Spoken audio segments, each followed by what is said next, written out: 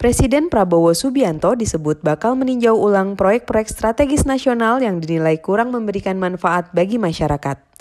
Pernyataan itu disampaikan langsung Wakil Ketua DPR RI Sufmi Dasko Ahmad dalam Seminar Pembangunan Indonesia 2025 di Jakarta.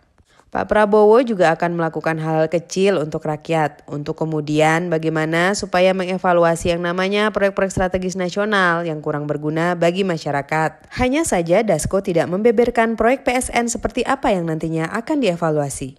Terkait hal tersebut, manajemen PIK 2 di bawah pengelolaan Agung Sedayu Group turut buka suara perihal polemik publik terhadap rencana Presiden Prabowo yang ingin mengevaluasi ulang proyek strategis nasional atau PSN.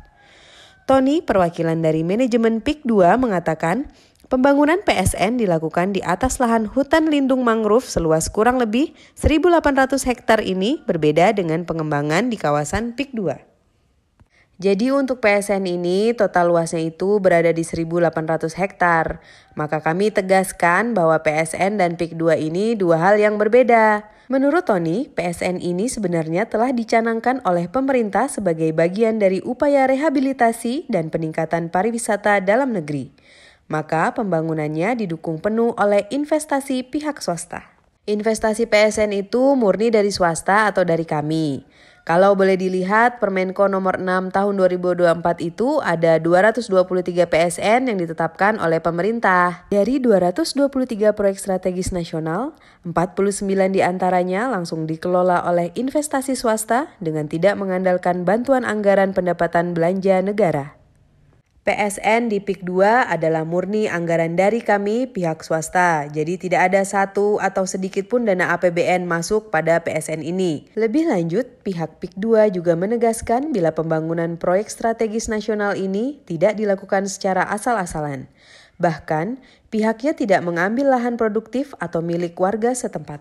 Jadi, lokasi yang di dalam proyek PSN itu adalah lahan milik negara. Jadi ini perlu digarisbawahi agar tidak jadi simpang siur. Kami pun pertegas, PSN ini tidak merusak mangrove yang ada, tetapi merevitalisasi dan menambah sebelumnya 91 hektar menjadi 515 hektar. Pembangunan PSN Tropical Coastland di kawasan pesisir pantai utara Kabupaten Tangerang diharapkan dapat membawa dampak positif bagi pemerintah dan khususnya masyarakat.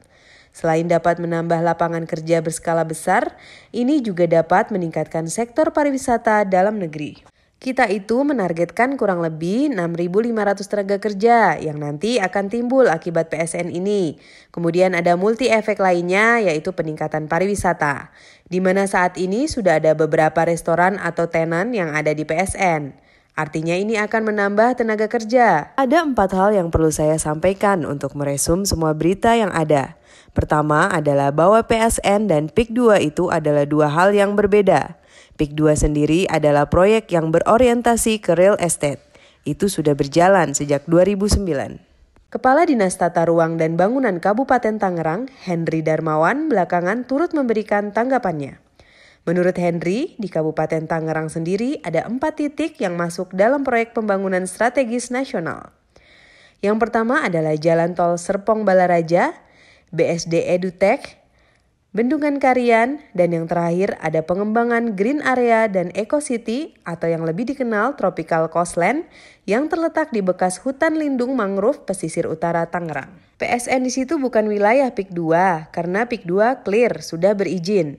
Ia juga mengatakan PSN yang berada di kawasan hutan lindung mangrove merupakan milik negara dan bukan milik masyarakat. Sehingga kewenangannya pun merupakan milik pemerintah pusat. Kalau saya pribadi melihatnya begini, selama ini hutan mangrove itu kurang terjamah. Dengan adanya PSN ini, mudah-mudahan meskipun nanti konsepnya wisata, tapi hutan mangrove tetap dipertahankan. Dirinya juga menilai PSN yang dibiayai oleh swasta akan sangat bagus karena selama ini hutan mangrove tidak terurus dengan baik, walaupun ada mangrove-nya namun hanya sedikit. Kalau dibiayai swasta, alhamdulillah jadi tidak membebani APBN. Henry berpesan, supaya masyarakat tidak salah tangkap bahwa PSN itu bukan berada di atas PIK 2. Sebab menurutnya PIK 2 sudah memiliki izin.